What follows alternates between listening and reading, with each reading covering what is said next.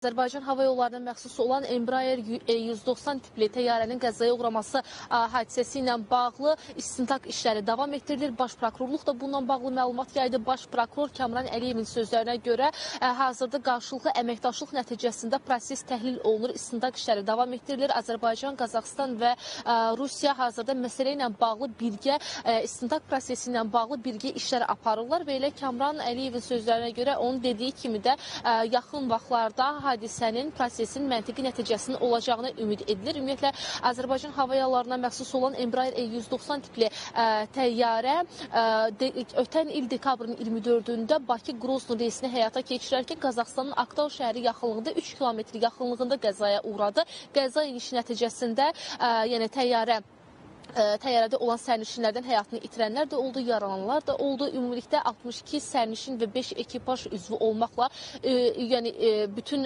sərnişin sayı 67 nəfər idi və onlardan da 29-u sağ qaldı. Digər yerdə qalan şəxslər isə həyatını itirdi və ümumilikdə hazırda məsələ ilə bağlı Baş Prokurorluğun məlumatına görə istintaq işləri davam etdirilir və bu Embraer 190 tipli sərnişin təyyarəsinin qəzaya uğraması nəticəsində dekabrın 26-sı Azərbaycanda, 27-si isə Çeçenistanda matəm elan edilmişdi və məsələ ilə bağlı ilə həmin vaxtdan etibarən də Azərbaycan, Rusiya və Qazaxıstan rəsmiləri birgə şəkildə əməkdaşlıq edirlər.